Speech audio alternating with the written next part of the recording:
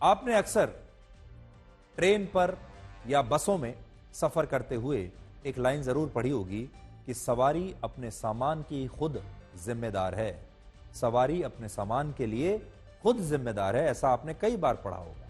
लेकिन जरा सोचिए, अगर सरकार, सरकारी सिस्टम, नगर निगम, अदालतें और बड़ी बड़ी संस्थाएं होते हुए भी सरकार लोगों से उनका वोट लेने के बाद, चुनाव जीतने के बाद यह कह दे कि अब जनता अपनी जान के लिए खुद जिम्मेदार है, तो क्या होगा?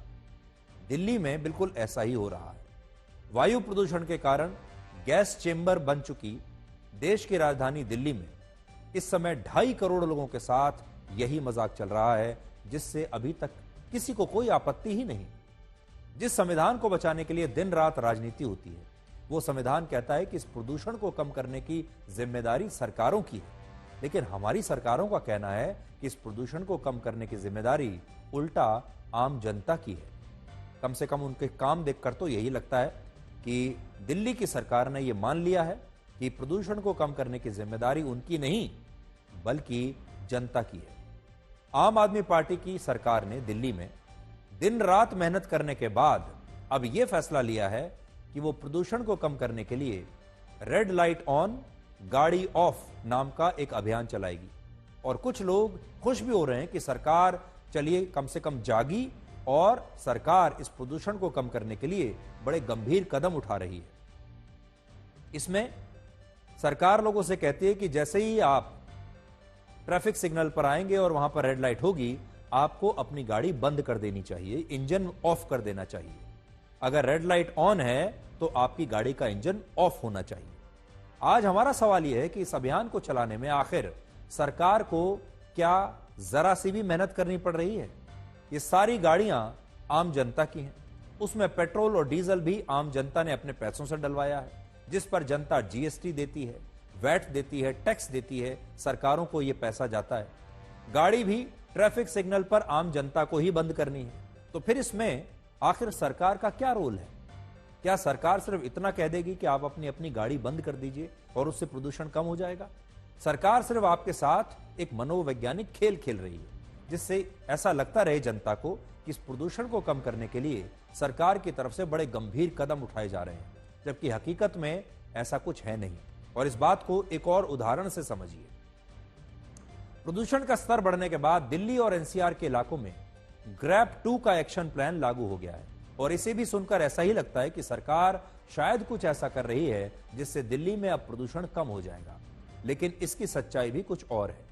इस एक्शन प्लान के तहत दिल्ली में गाड़ियों की पार्किंग फीस महंगी हो जाएगी, यानी जो आप पार्किंग करेंगे अपनी गाड़ी को कहीं भी, अब आपको पार्किंग का ज्यादा पैसा देना पड़ेगा, जिससे लोग अपने निजी वाहनों का कम इस्तेमाल करेंगे। ऐसा सरकार ने सोचा कि जैसे ही वो पार्किंग फीस बढ़ाएगी, लोग अपनी गाड़ियों को बाहर निकालना कम कर देंगे। ये अच्छी बात है, लेकिन एक बार सोचकर देखिए, अगर पार्किंग फीस है तो ये फीस आपकी जेब से ही तो जाएगी, और अगर सरकार प्रदूषण के नाम पर आपसे और ज्यादा पार्किंग फीस वसूल रही है तो इसमें सरकार कौन सा नया काम कर रही है? हकीकत में सब कुछ आप ही कर रहे हैं। इसी एक्शन प्लान के तहत आपात और जरूरी सेवाओं के अलावा डीजल से चलने वाले जनरेटर्स पर प्रतिबंध होगा। होटल और रेस्टोरेंट्स में बिजली और गैस के उपकरण ही इस्तेमाल होंगे। कोयला और लकड़ी जलाने पर पूरी तरह प्रतिबंध होगा। निर्माण स्थलों की नियमित जांच होगी, और जिन इलाकों में ज्यादा प्रदूषण है वहां सड़कों पर पानी का छिड़काव होगा। इस छिड़काव को छोड़कर बाकी सब काम आप ही करेंगे। लेकिन सोचिए, सारी वो चीजें हैं जो लोगों को खुद करनी है, और इसमें सरकार की ना के बराबर भूमिका है। लेकिन इसके बावजूद सरकार कहती है कि वो एक्शन प्लान लागू करके प्रदूषण को कम करने का प्रयास कर रही है। तो ये एक्शन प्लान है। दिल्ली और एनसीआर के इलाकों में प्रदूषण का स्तर 300 को पार कर चुका है। हरियाणा, पंजाब, उत्तर प्रदेश, बिहार, राजस्थान, मध्य प्रदेश और उत्तराखंड और हिमाचल प्रदेश के भी कई इलाकों में हवा की जो क्वालिटी है वो इस समय काफी खराब है। और यह दुख की बात है कि अब आपसे साफ हवा में सांस लेने के अधिकार को भी छीन लिया गया है। दिल्ली में जो प्रदूषण है उसमें सबसे ज्यादा 40% हिस्सेदारी डस्ट यानी धूल और मिट्टी की है। लगभग 25% हिस्सेदारी वाहनों से निकलने वाले धुएं की है। लेकिन सोचिए, हमारी सरकारें इतने वर्षों से इस प्रदूषण को रोकने के लिए कुछ ज्यादा नहीं कर पाई और वो हर साल आपके साथ ऑप्टिक्स का खेल खेलती है। ऑप्टिक्स मतलब कि आपको दिखाई देना चाहिए कि सरकार कुछ कर रही है, सरकार कुछ करते हुए दिखे, बस इतना ही।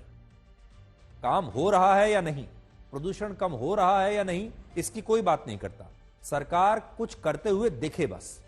और इसमें प्रदूषण को कम करने की जिम्मेदारी आखिरकार आप पर ही थोप दी जाती है। जब अरविंद केजरीवाल जेल से बाहर आए या जब बीजेपी हरियाणा के चुनाव में लगातार तीसरी बार जीती, तब दिल्ली में खूब पटाखे फोड़े गए थे। लेकिन दूसरी तरफ जनता से यह कहा जाता है कि प्रदूषण के कारण इस बार भी दिवाली पर पटाखों की बिक्री और पटाखों के इस्तेमाल को अपराध माना जाएगा। अब सोचिए, यहां पटाखे नहीं फोड़कर भी आप ही प्रदूषण को कम कर रहे हैं और इसमें भी सरकार कुछ नहीं कर रही।